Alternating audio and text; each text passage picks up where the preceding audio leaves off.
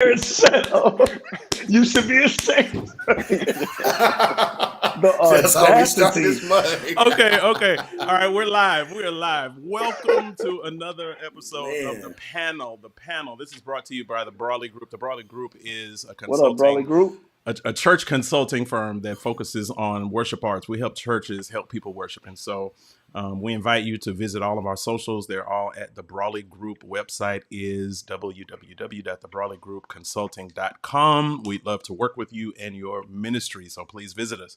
We have an amazing show tonight, amazing panel. This panel is made up of brothers who I can call my friend, my brothers who I've known for many, many years. And so I'm glad to have them on today. They're all excellent musicians and have paved the road for their careers and doing wonderful things in their spaces. And so we look forward to hearing all the wisdom that they have and listening to what they have to share with us. We're looking forward to learning from all of them. I'm going to ask each one of them to introduce themselves first and let us know what you're doing or whatever it is that you'd like to share, maybe some background information about yourself or what you're doing right now. Just want the people to have an opportunity to kind of learn about who you are. Let's start with Mr. Terrence Vaughn. What up, Terrence? What's up, brother? I am Terrence Vaughn. I am a child of God. Um, Yes. like the rest of my Yes. friends, I'm here. Now, people ask me, I don't like talking about myself, but I've done some producing and some musical directing for some artists. I've worked with SZA and Renee Rapp. I've done a couple things on Broadway and grown up in church. And yeah, that's me. All right. All right. Well, appreciate that. And yes, you are a child of God. Yes, you Yeah, are. yeah, I am. Amen. Yes, Thank I you, am. Jesus. Thank you, Amen. Jesus. Yes, Thank sir. you, Yes, Jesus. sir. Let's Man. Amen. let's go to brother Dietrich Listenby. Dietrich, what up? Yo. So my name is Dietrich Listenby, originally from New Albany, Mississippi. Been in Houston for 12 years. Been rocking out here doing music directing. Just glad to be here amongst my peers right now. And so other than that, production here and there, but God is good. God, God is Yes, he so. is. It's been 12 years that you've been here. 12 years. Wow, 12 time in flies. December it'll be 12 years actually. It seems like just yesterday we were pulling up to Fondren and you were in that red car Right. back in the day. Back in the Yep. day. It seems like just yesterday. All right. Tyrone Bell, what up, sir? And good morning. And good Um, morning. Praise the Lord. Praise the Lord. My name is Tyrone Bell. I am a Sagittarius. I like long walks to the refrigerator. Let me see. No, I can't. Yes, I am Tyrone Bell. I am originally from New Jersey. I've been in Houston 10 years now. I do production. I'm a music director. Um, I'm married. I love my wife. We celebrated 2 years on Monday. All right. Um, Happy anniversary. Congrats, awesome. man. Man, thank you, Terrence, because you were such a big encouragement when I was getting engaged, and I really appreciate you. You know, you just Man, such a good man he is. Yeah. thank you, But man. Thank you. yeah, that's me out here. Praise the Lord. Well, praise the Lord. All right. Well, we're Philip. Yes, sir. What up, bro? We're doing introductions, and you just came back in perfect timing. Tell us who you are. Tell us what you're doing now, or something that you'd like for us to know about you, your career, your life, where you're from, something. Philip Cornish from Houston. Grew up there, and then I'm now living in LA. Studied jazz in college, and just fortunate to be here and be recognized and share my opinion with my peers that I look up to and respect. Yeah. I think that goes without saying. We all, as a music community, respect and look up to all of you all in some way, because of what you do and who you are. Not just what you do, but who all of you are. So glad to have y'all here. Real quick, somebody wants to share a funny story from a gig or a service. Anybody have anything, something that you can share that's safe? That's really that's safe. That's safe. One of those funny church moments, tour bus, show, gig, event, club, anything like that. Anybody have Yeah. something? I got one. Okay. This is when I was living in Charlotte. I was playing with Eric Bryce from Detroit, and I was young, so I didn't really know.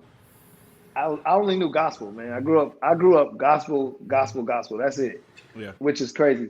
But yeah, I grew up gospel, so I'm playing with Eric, and he's doing all kind of Herbie Hancock. We doing James Brown. I don't know how to play none of that, so we Right. doing some show at this time, and we're doing super bad James Brown, and I'm playing the horn parts, but I don't know how to play horn parts at this point in my life. So I'm just over there just doing stuff. This man stopped the whole show in front of everybody on the microphone and was like, "What are you doing? You sound like James Brown met James Cleveland." And literally everybody was crying, laughing, dog. Like I Wow. was so embarrassed, man. I was playing anything, but Sheesh. he's a great leader, man. Because after in the middle of the show, he comes over there and shows me what I need to be playing, and then went back to the song like nothing was happening. Wow. That's Yeah, good. that's kind of That's funny good. though. Yeah, That's good. Yeah, that is hilarious. Man. That was a teaching moment for you, I guess. You learned from it and grew I from it, guess. right? Or traumatized from it. Yeah, a little trauma, a Mm. little trauma, Traumatized. a little trauma. Yeah. Dog. Ain't nobody about to call me out on no mic ever again. Ever again. It Dog. only takes once. Right. That's Right. it. Yeah. That's it. Yeah. Well, let's go around. If any of you have a funny story that comes up and you want to share it, that's cool. But I definitely don't want to Safe. waste time doing a safe story. Yes. Let's start. Tell us. Let's start with Dietrich, since Dietrich's up there. Tell us, how did you get started? I guess in music or playing, but even more specifically, MDing. So in playing, I started at 8.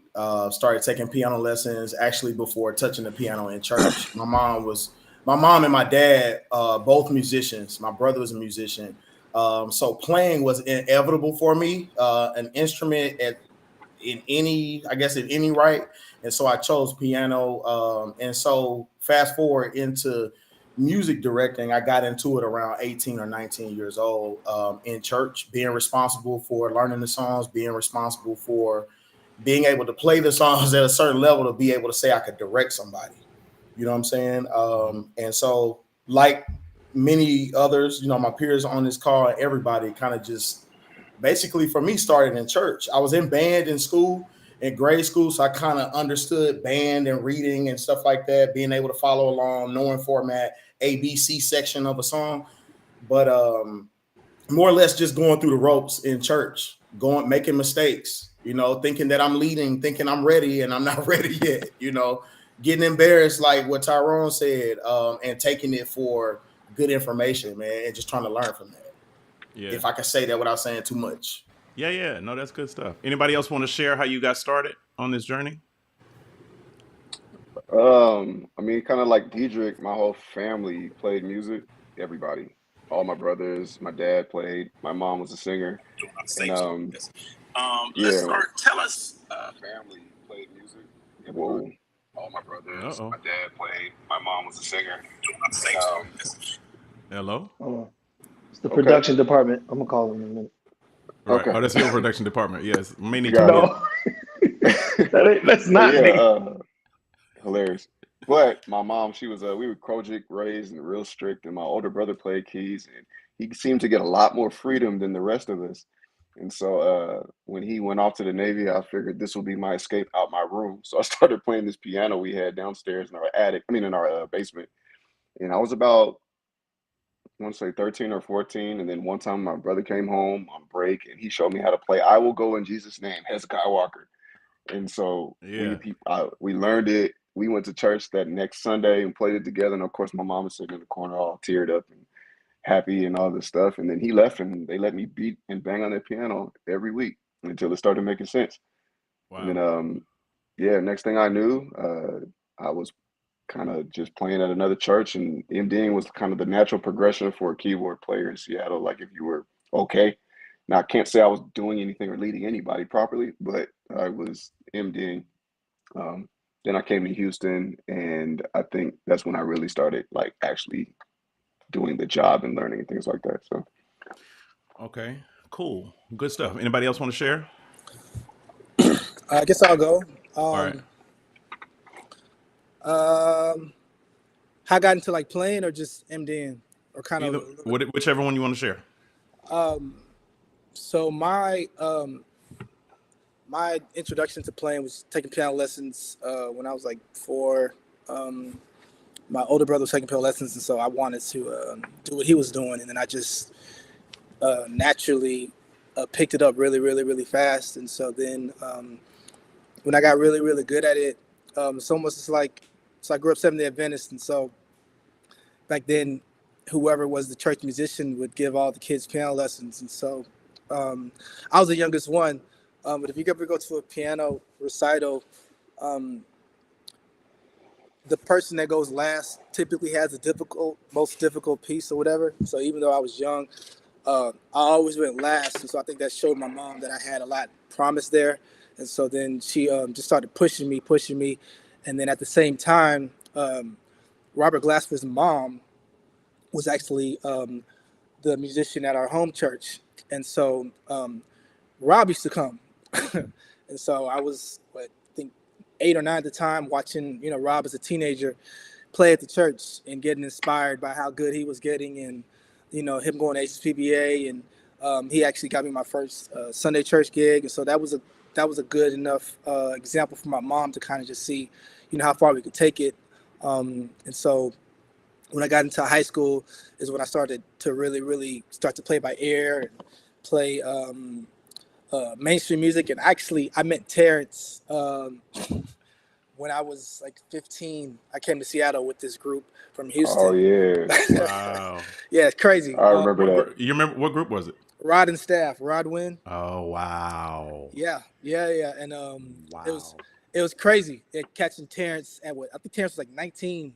18 or 19. He was killing, and it's like Terrence was probably like the first kid who was close to my age range who was playing at a high level that kind of like gave me inspiration to like, all right, I gotta get better, like and so what then him coming to Houston and watching what he did, it always gave me levels to strive for. So, and having said all that, I got into MDing just from my natural matriculation into playing and eventually getting into mainstream and juggling between playing mainstream and church. I actually got fired from my first MD gig just because I didn't. I think people make the assumption just because you play keys, you should be able to MD. So they asked me to do it, and I'm thinking, hey, sure. I come up with stuff all the time, and and that's maybe 20% of what an MD's job is. And so, fortunately, the bass player that I was on the gig with, he was already an MD for another artist that we shared a gig with. And so they asked him to take over for me, and he kept me on the gig. And instead of me getting, my feelings hurt and feeling like, man, screw this, I stayed on and just paid attention to everything that he was doing and what made him a good MD. And, I use that as like the foundation for, okay, cool, this is what they're looking for. This is how I need to move and stuff like that. And so that really, really helped me a lot going forward. But, a lot of it is just, as we all know, the playing part and the come up with arrangements part, that's 25% at it. I'm saying the rest of it is people management and, artist relations and understanding the process of it coming together, as opposed to you just come up with cool stuff to do. Nice. Got it. So that was a wonderful segue into what will now be the next question. So what are the qualifications of an MD? What makes an MD? What does one need to possess in order to take that seat? Tyrone? I'll start with professionalism, which is wrapped up in so many things. That's punctuality, that's preparation, that's character, skill set, attentiveness, ability to troubleshoot, communication, knowledge base. The list can go on. One of the biggest things I said, I think, out of all of that is being able to communicate. I look at MDs as like educators in a sense. We got to be able to deliver the same message to multiple people who all learn differently, who all process music differently, who all because talk kind of feel elated to the fact that it's not just doing the arrangements, it's not just making sure the band is dope. Depending on what side you are, industry or church, you got to talk to management, you got to talk to pastors, you got to talk to the board, you got to talk to the artists. You got so it's a thing called code switching in a term. You know what I'm saying? Like you got to be able to have those kind of conversations. I'm not going to talk to Chad on the phone the same way I talk to my pastor. You know what I'm saying?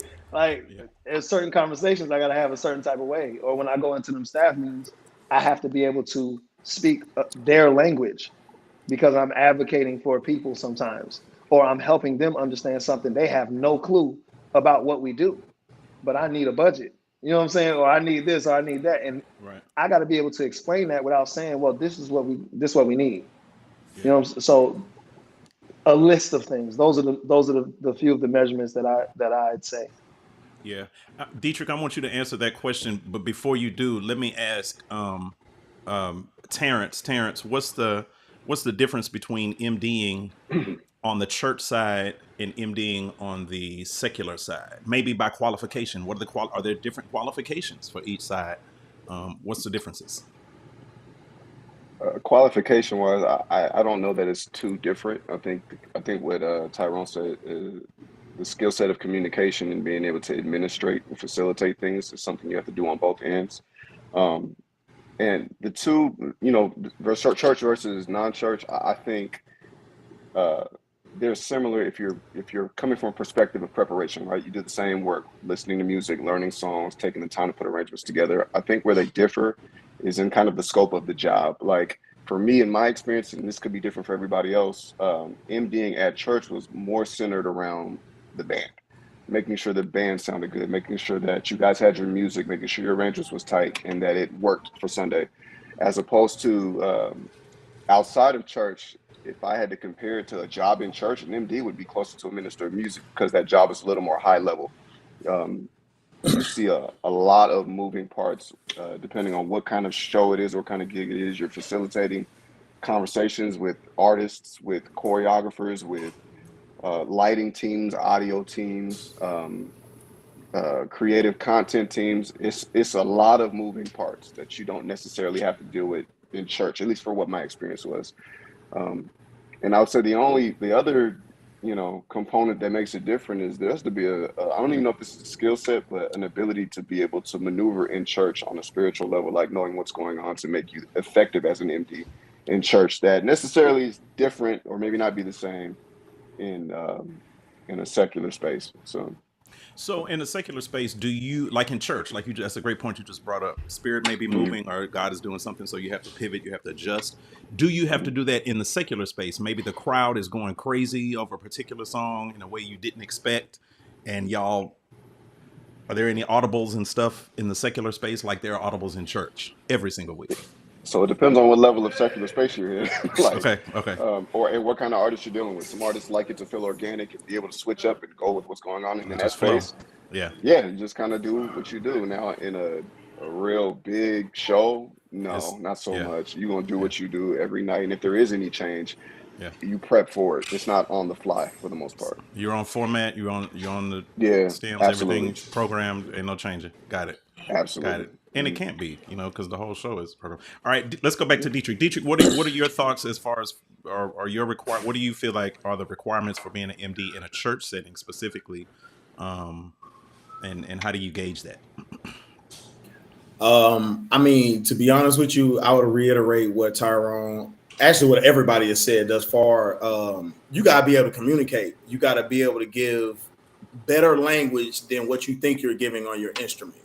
Like you could be cold as a minister, not minister of music, as an MD instrumental wise, but if you're not giving the best language, like Tyrone said, to different band members because they may take information differently, you may have to tell somebody 4 weeks in advance something to remember something, about a date or a time or anything, let alone chord structures and how they learn music. So you got to really learn and communicate with the people that are around you, and understand that you got to kind of surrender yourself to the situation. and be there for the people and understand that you got to communicate in the best way that fits that situation. That's really the main thing that comes with MDing that I've learned through mistakes in that and the better side of it, seeing the better side of it. You know what I mean? Okay, cool. Let me ask you this, Philip.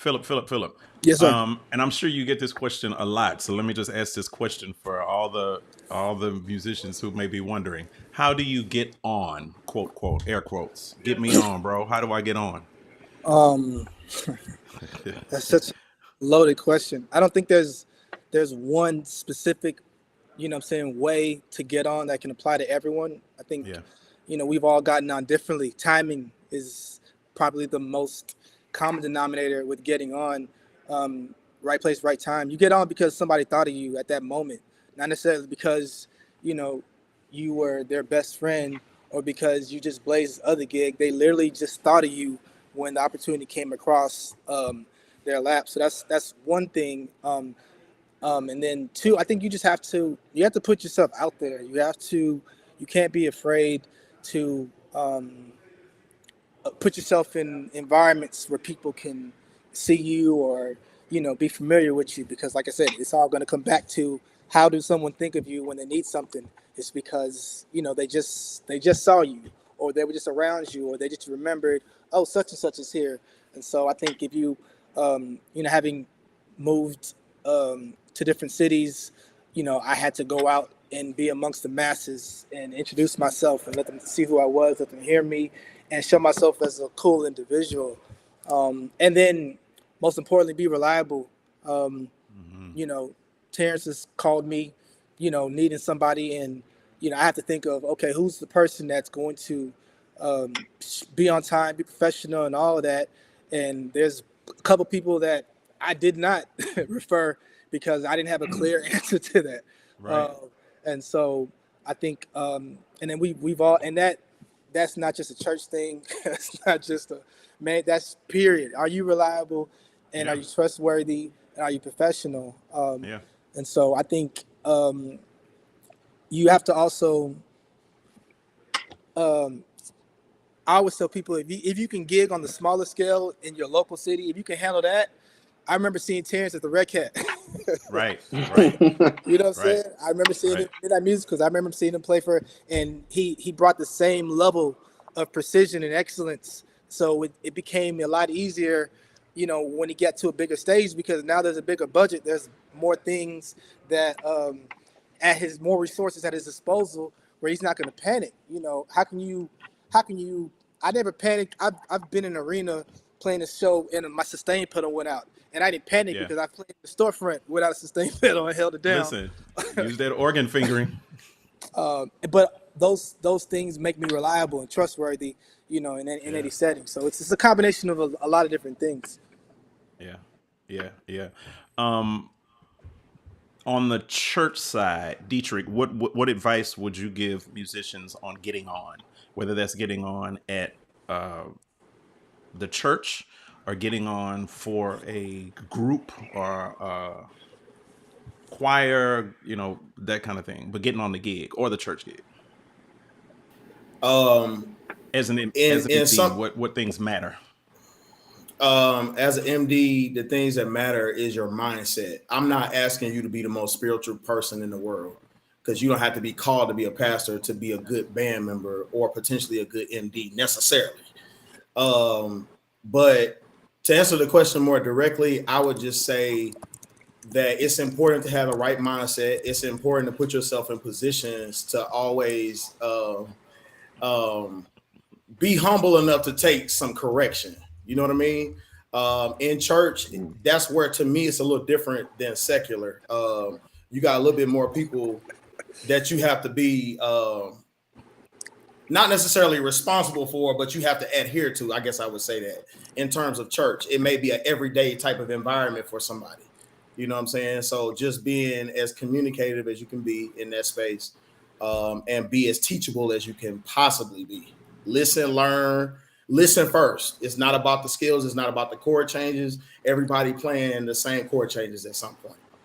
We may use the same sounds at some point. I don't know, but it's about you being teachable. and being coachable, and that'll take you far. Yeah. So in that same vein, Tyrone, what are the ingredients for a great band? What makes a great band? Say let's deal with a church band. What makes a great church band? The doggone drummer. The drummer makes the band. At the end of the day, the drummer makes the band.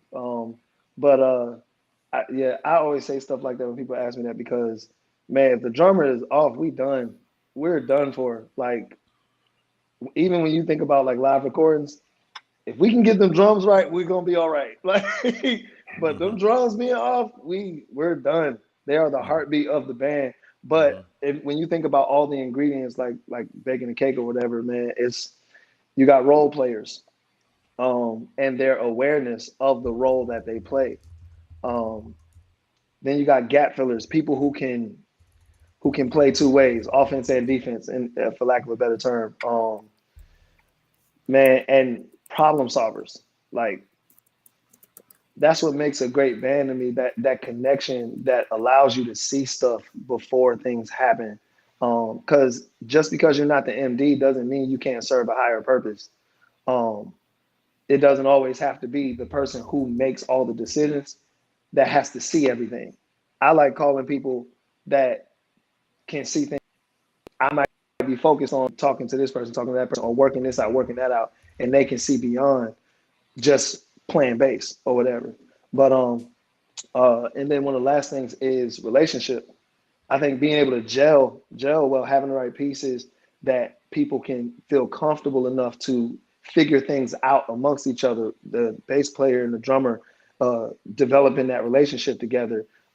Bands like, I think about Found the Praise when I first got here. That band was just second to none.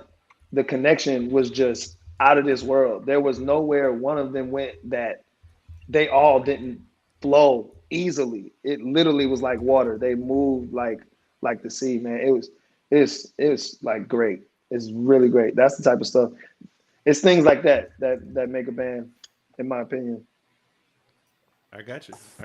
Hey, Chad, I want to add in, yeah, the thing I look for on the other side as far as what makes a great band, and this can apply in some gospel settings, is how well the band complements the programming, since that's a big component on the mainstream side. And a lot of times I hear bands, they're not treating the programming like a fifth member of the band or another member of the band. And that's good, Phil. That's really good, Phil. So that's because the Lord using him.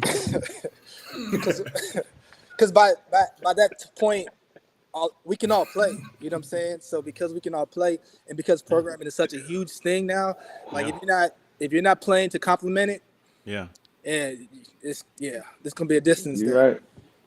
right. Yeah. So when you program, how do you get everybody on the same page? How do you get the whole band on the same page with what you're programming? Listening. Practice. Yeah, I mean, in rehearsal. So a lot of times we'll send the programming out ahead of the rehearsal if it's all done. But sometimes we're making changes in the midst of rehearsal. So at the end of every rehearsal, we we record the rehearsal so they can hear the difference. And sometimes we'll mute out. So if I have programming, I'll mute out the particular part that they're playing so they can play along with it and get used to it. And then we just run it, continuously until it sounds in sync. And the recordings won't lie. You'll know once you listen back to whether we sound like we're in cohesion with the programming or not. Playback is a mug, boy. Playback will get you. So Terrence, you're building a band. What are you looking for? You're muted. He's looking for greater Wi-Fi. Oh my gosh. The man in charge. The man in charge of programming. No, when I'm looking for guys, or I typically run in or use guys that think like producers. Okay. Because then everybody knows how to use space in music. I think some of the greatest musicians on the planet know how to play space. Yeah. And so when you have 4 or 5 guys that think like that, they know their place in the music. They know how to be most effective in the music.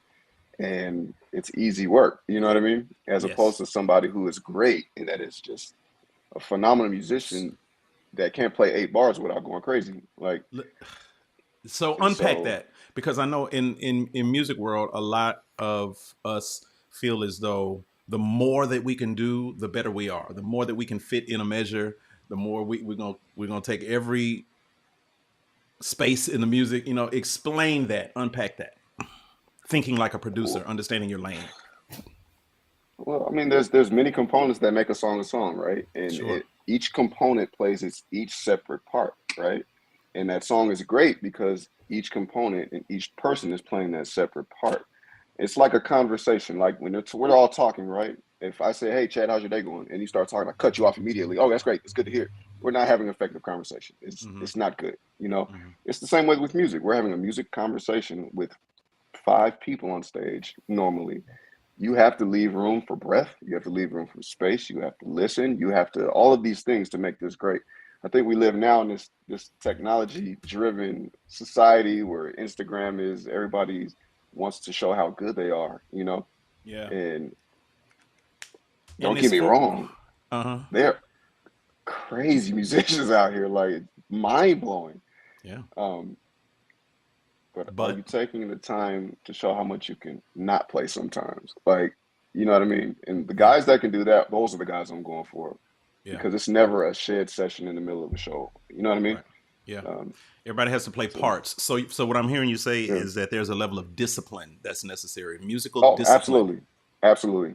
to Hmm. withhold all that you know. We don't need all you know in every song. Withhold that, Yeah. and that's a Hmm. disciplinary piece. Got you. Got you. Got you. All Hmm. right. Absolutely.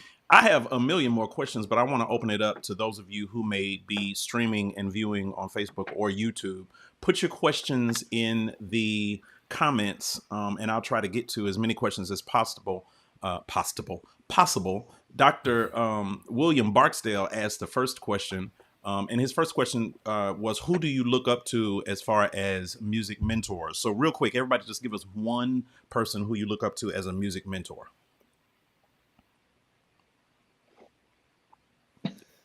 Well, Whoever. I don't. Hey, I started laughing immediately. It's like we Yo, didn't hear it. so It's that's I don't have one. That's hard. yeah, I don't know about music mentors, but people we look up to that I Like think Sure. influence? You mean like Influence, influence influences? us. I can who go you Oh with man, respect. influences. Yeah. Influence. Sure. yeah, there's a ton of people. And producer Yeah, wise, I it's know too many. Alex Ward was my hero Wow. forever. Like, still is, man. One of the greatest producers ever. And I Absolutely. used to try to be him, like for real, for real. If you listen to early music that I was doing, I was trying to be him, like hands down. Um, all right, but I'm not gonna go. I can name 50. Go ahead, one of y'all. Right. Um, Okay. hey. That's actually one of my influences. That's getting on my nerves. That's Terrence Bond. But uh, he is seriously. But I'd actually have to say, I'm actually being newly influenced by my dad, Bernard Bell, because I learned so much more about him in his passing that I did not know. A lot of the music that he did, I knew a lot of it, but it was so much more that I learned later on, and it so I've been studying a lot of his stuff, and a lot of his stuff was the '90s era New Jack Swing, so it's giving me the nostalgia that I'm in right now. So right now, my biggest influence is Bernard Bell. Nice. Nice. You your daddy's son. Yeah. Yeah. His daddy was the dude. I Oh think yeah. my one of my biggest influences was PJ Morton. A lot of people, they don't really know PJ Morton, the keys player, MD, because of his playing and singing as an artist. But Yeah, I sat under him with Bishop Morton when I first got to Atlanta, and I learned a lot, man. And at the same time, he was juggling mainstream gigs, the people don't even know about. And so just to kind of see him navigate through both worlds, and him really he has a commanding presence as an MD and a lead player, that I just really learned controlled aggression and just how to pivot at any moment, which works on in both realms. Chad, your point that Terrence brought up earlier about pivoting and or going with the flow, and he was saying it depends on the artist, because the bigger artists you go, the longer their sets are, and they feel like we're superheroes, and you can just make a change on a dime. I've heard sets being changed in 10 minutes before we get on stage, or they're in your ears saying, "Hey, we need to go to this and that." So it just. All right. My bad. Oh my God. My bad. I gotta put my phone on silent. Yo, what is wrong with you? Is this I not your forgot. panel? I forgot to put my phone on silent. My Is bad. this not your panel? Yeah, right. Oh my my bad. God. All right. My Nah, bad. but, You would be a problem in rehearsal. yeah, Right. no, Right. Phone ringing during church during the sermon. but I would say PJ, because I saw him do it in church R&B, and then now on one of the biggest pop gigs. So he to adapt his playing into different spaces as a lead guy, as a backup guy, and so there was a lot that I took from. Nice. Dietrich. Man, I would say my brother, man. I saw him, read Oscar Peterson transcriptions in the middle of the night. You know what I'm saying? I saw him sit in front of the TV with a Yamaha P150 shedding Mark Taylor when it wasn't sweet to shed like that. To see him walk in different spaces and fluently read, and then go to a midnight musical and play a James Hall tune and play it down, and then him hold me accountable for it while I was growing was big for me. And I'm still able to kind of, write off that knowledge that he just gave to me without, I knew he took responsibility in it, but I didn't know that then. So as a kid, I would have my times where I was like, man, I ain't trying to hear that. But then now I'm able to still apply those techniques to what I do now. So Yeah. Good stuff, y'all. Here's a question. What is the best advice you can give for musicians in church who aspire to go on tours? How do you prepare and how do you market yourself? Church musicians who want to go on tour, how do they get on? How do they prepare themselves? I mean, go ahead, you got it. No, I'll let Terrence go first because he's older. Terrence is the most accomplished. Oh, I'm sorry, bro. Right. I'm sorry, bro. I'm sorry. Go ahead. All Go right, ahead. wait, Go I'm ahead. gonna ignore him. Go ahead. I forgot the question now. That's what it is. The question is from somebody asking, how, as a church musician, how do you prepare to go on tour? I'm assuming they're asking, how do you get on maybe to a secular tour? That may be what they're asking. Or just tour period. It's the same preparation, I think. Just tour period. Yeah. Yeah, it's the same prep. I say this: if you grew up playing in church, you You're can ready. play anywhere. You Yeah. can play anywhere. Because church is the most fast-paced, changing, Absolutely. moving situation you can ever be in. So if you are able to do that, well, that's prepared you to play anywhere else. Like, again, I'll double back to the professionalism. There's a million great musicians, and the ones that work are the ones that are professional. Now, if you want to get yourself out there and people to see you, I mean, social media is your new business card. Yeah. If you can get a following and show what you do, whatever. I've literally called dudes that I've seen on social media because they look like they were great. You know what I mean? Well, of course they were great musically, but they look like they were. You give off a thing, and so that's one way to go. Have you ever has Regretted that it? ever been misleading? 1,000%. Not for me, but I don't just blindly call somebody off There of you social go. media. There you Yeah. go. So if I see somebody, I'm like, oh, he's good. The do your first thing I'm gonna do is research. I'm gonna call his friends, right, That's and say, oh, who's this guy? Yeah. What's he and like? Can I leave him by himself and not be worried about something he's gonna do or say? Is he gonna show up on time for yeah. lobby call? Does he learn the music? Those, yeah. But it was social media that got me looking at it at the first place. So Sure. Yeah. So Chad, yeah, Chad, okay, go before ahead. you go, because Yeah. what Terrence just said was so important, and I Yeah. think it's worth mentioning. Your reputation precedes you. People know, hmm regardless what you put out there on social media.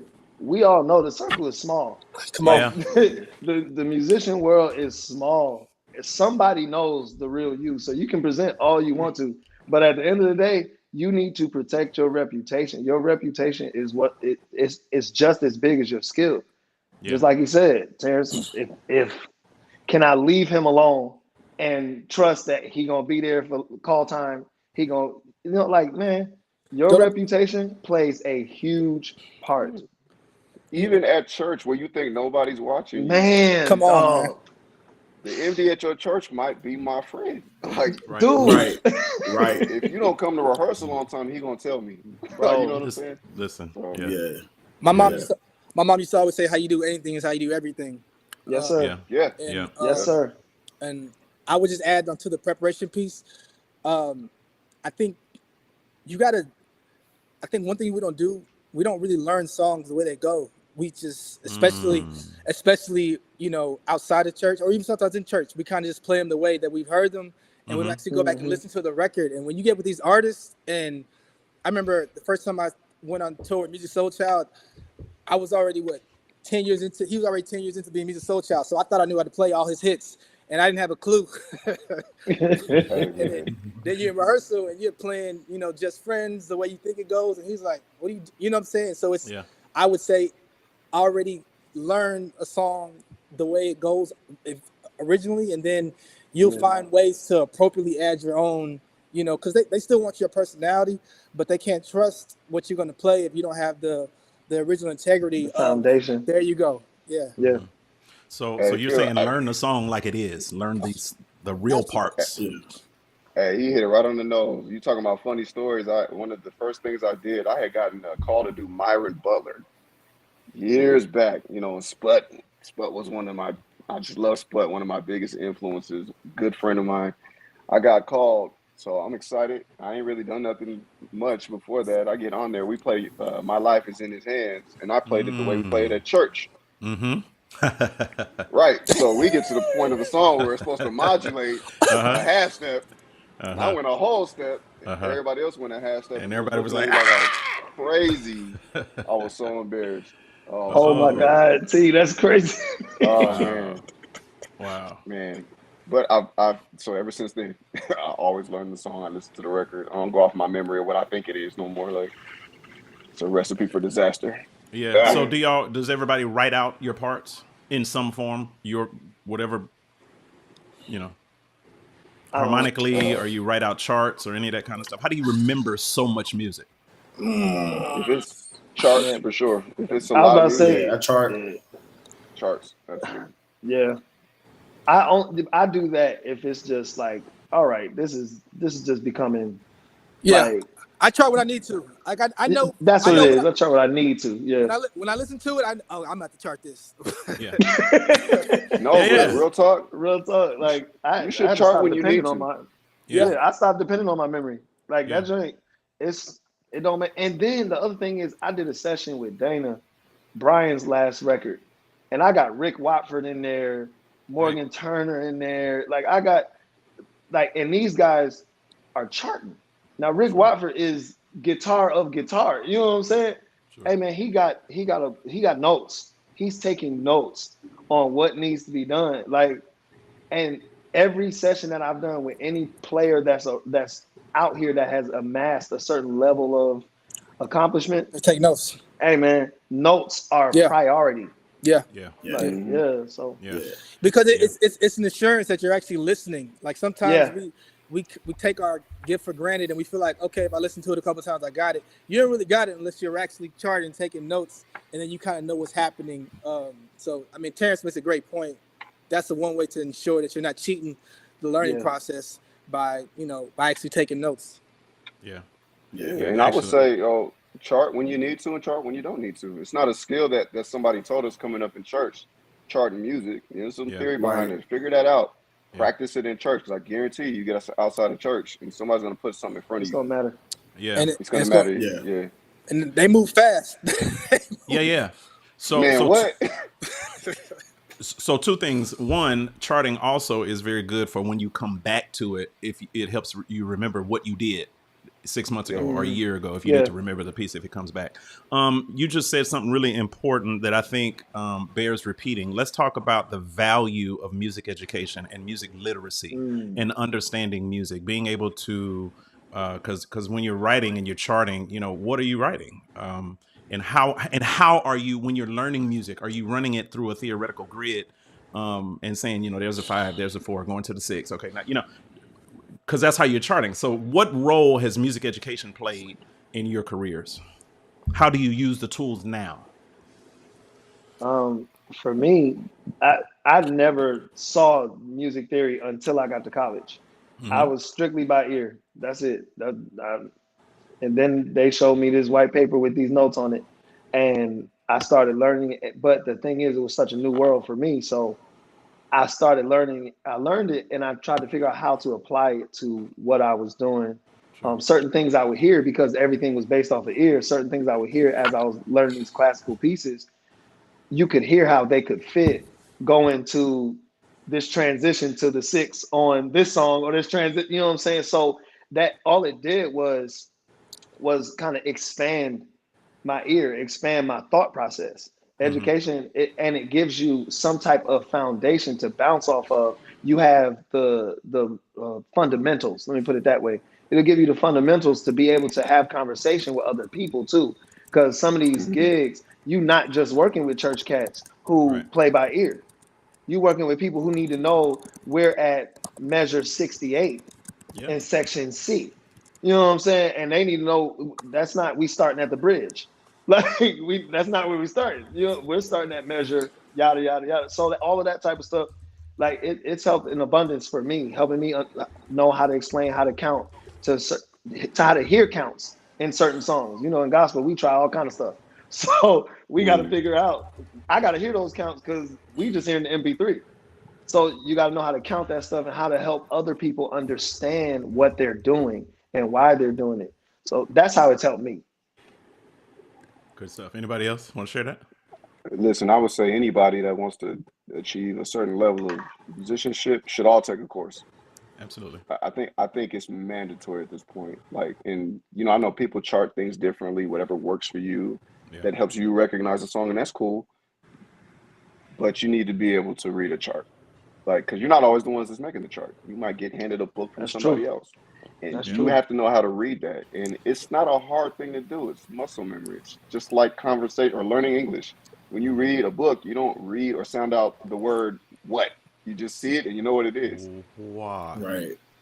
Me, Right. Right. me So and when you see a Terrence, 4-bar phrase of quarter notes, you're not going to necessarily, if you're reading it all the time, you're not like, okay, that.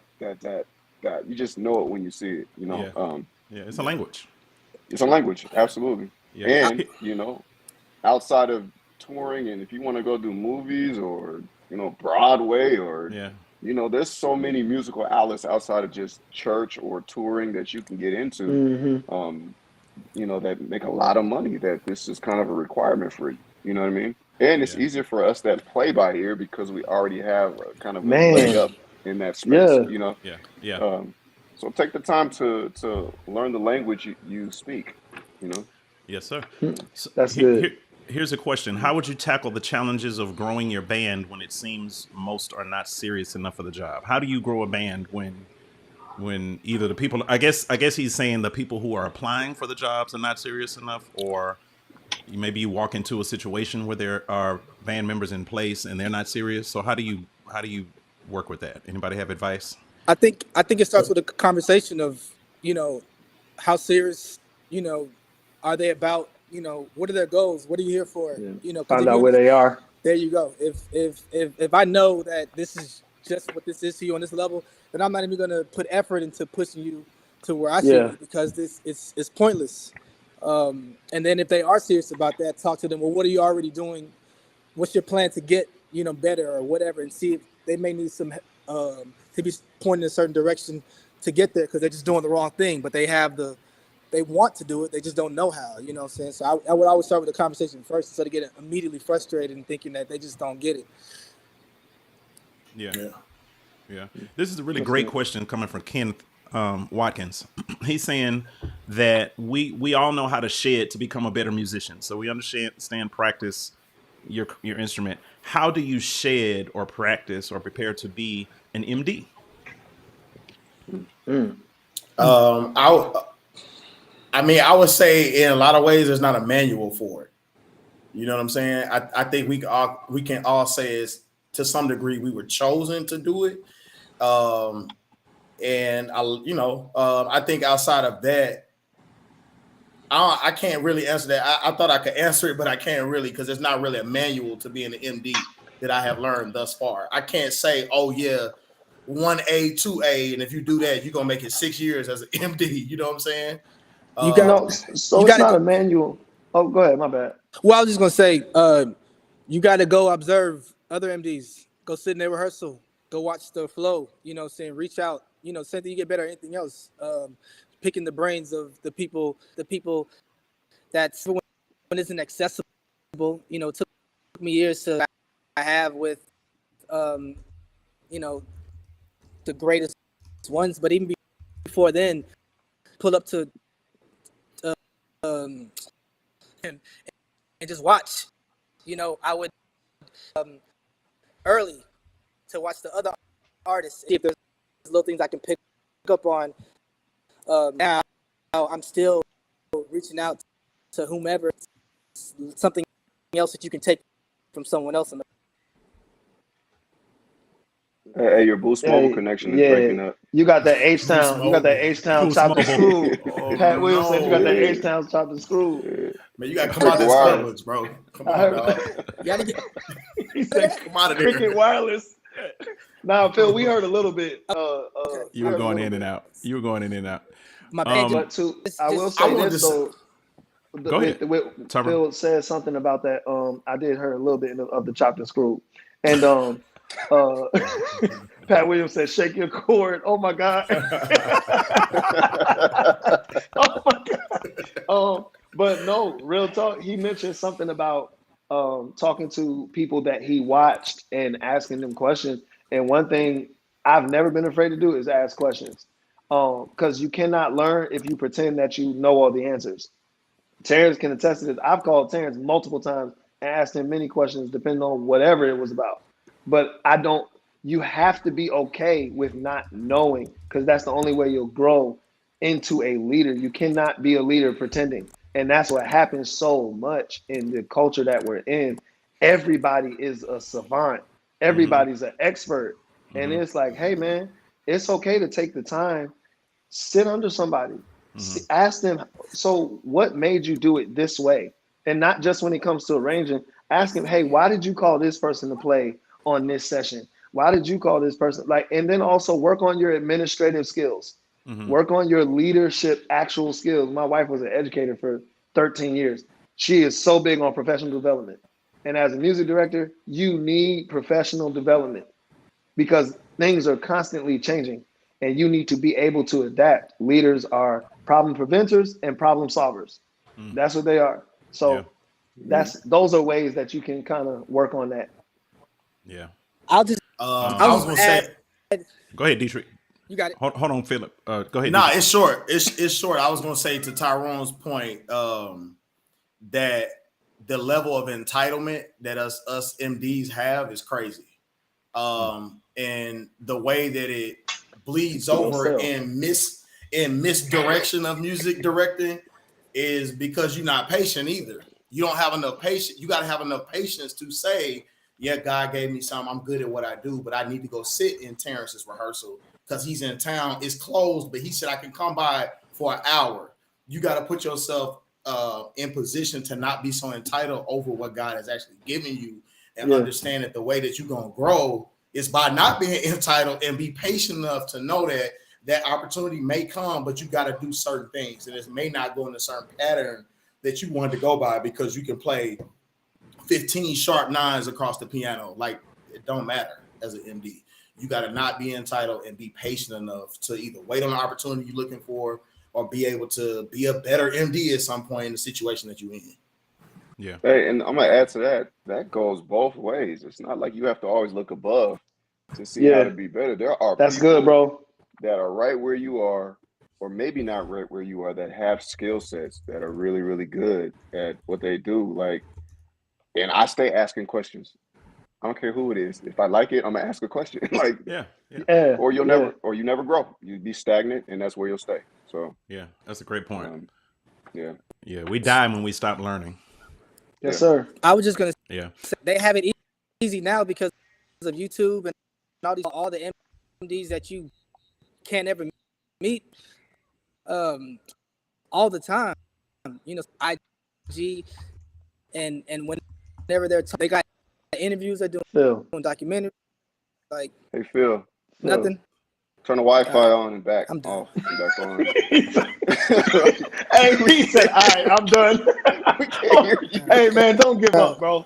Don't give up. Hang in Race there. is not given to the swift. Listen, but to the one, Race is- huh? Come Hey, on, man. man. Endureth. I don't- Like I don't get it, bars. Oh, you have all the bars? Yeah, I got all the bars. I don't get it. I was podcasts and all these YouTube, you know, it's just you can literally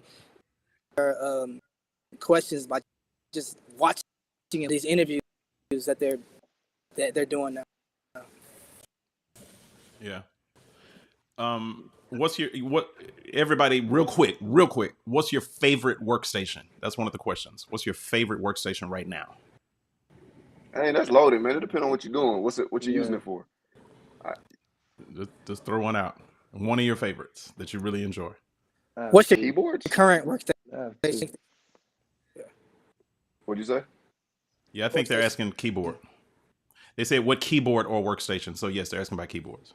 I have to. Okay, so 2 keyboards I like. I like a Nord Stage 3, and the 4 is crazy too. I haven't had much time to use it like that, but that and the Phantom, the newest Dang Phantom, it. is crazy. Terrence took mine. Crazy. Terrence took both of mine. He the one put me on the Phantom though, so yeah. Dietrich? For You me, have a favorite synth board right now, I would say the Jupiter 80.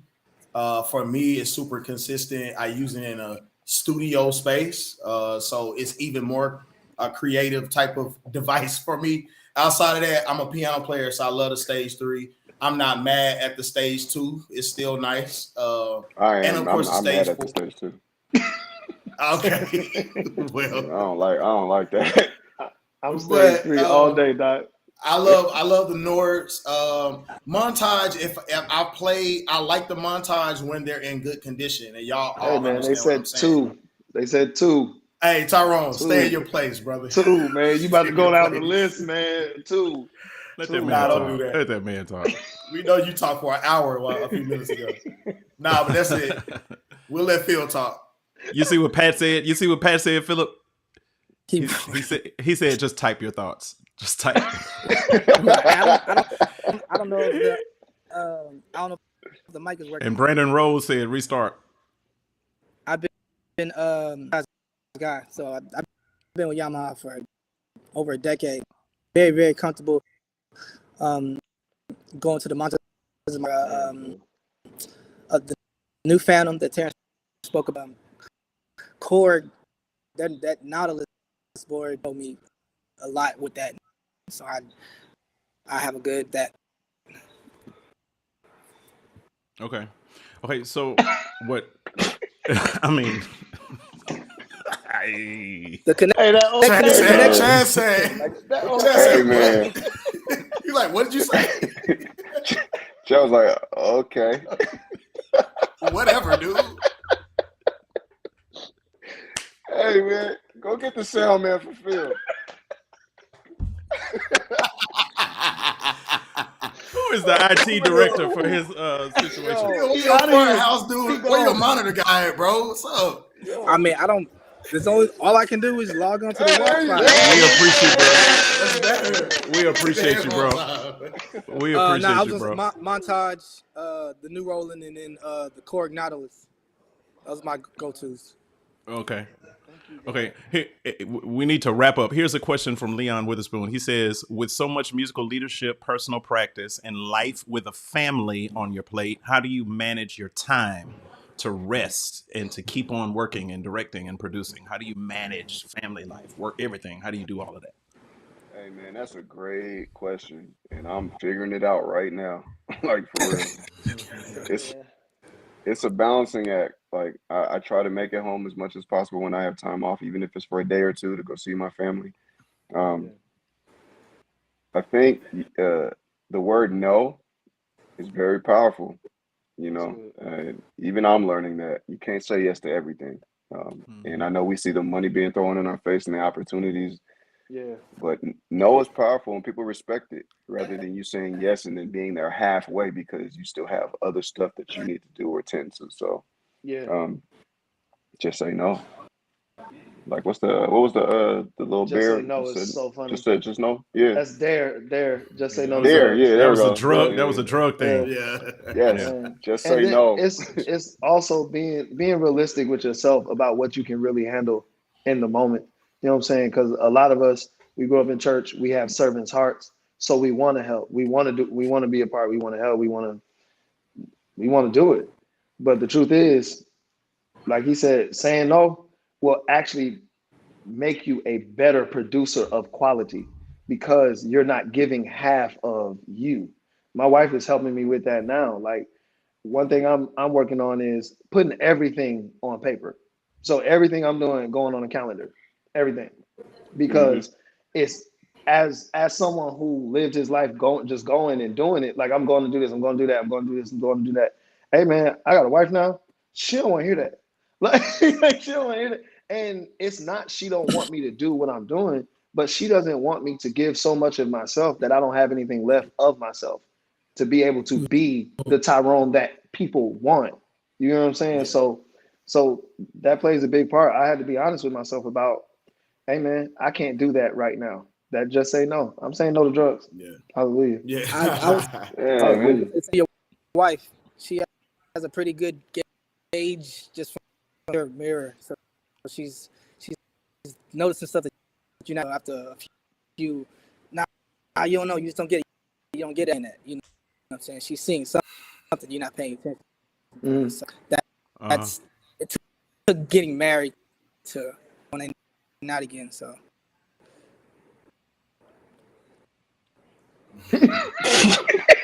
Phil, bro.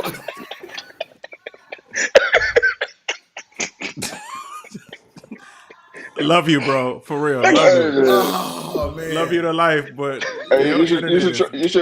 yeah, you should restart again. Before every time before you speak. It was good for a second. It was good. It was No, I good. was gonna say, like Tyrone and his wife. My wife is in the legal field. So a lot of the learning how to say no, I learned from her, man, just to be honest with you.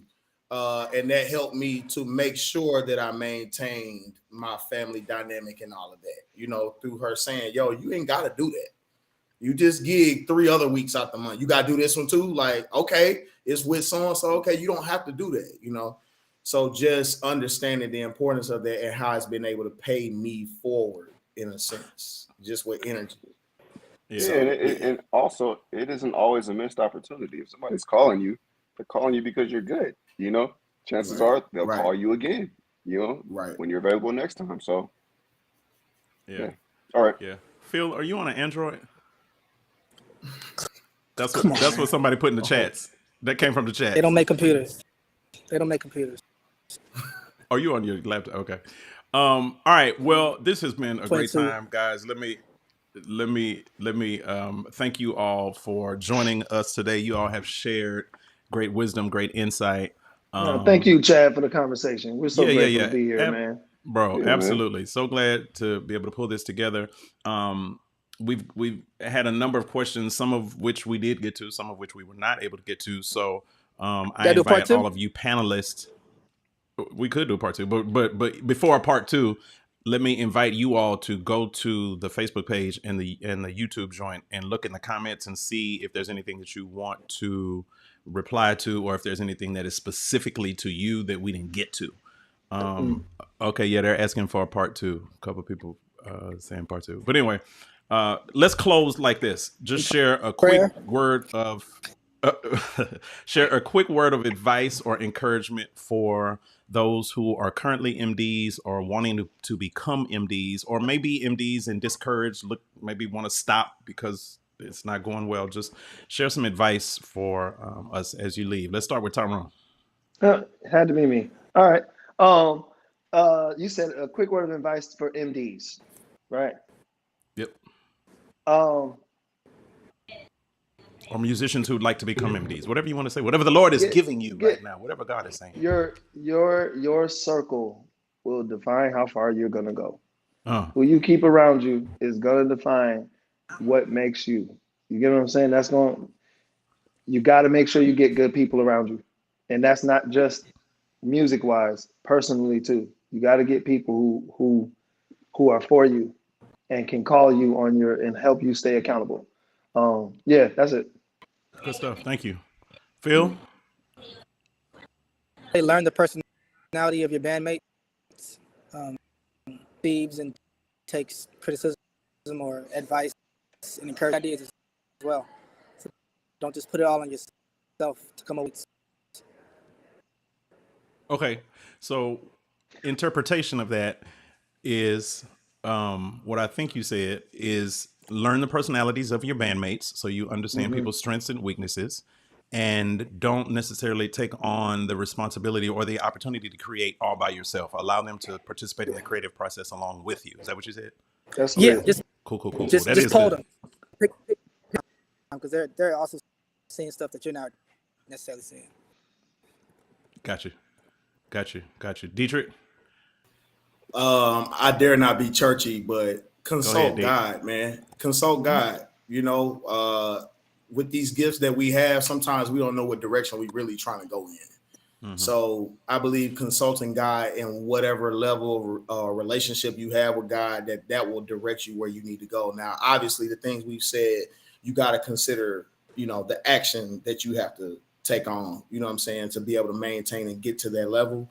But if you ain't talking to God, man, it may not go that far. So understand that that's where it comes from. That's where the gifts come from. So that's all I would say. Good stuff. Terrence?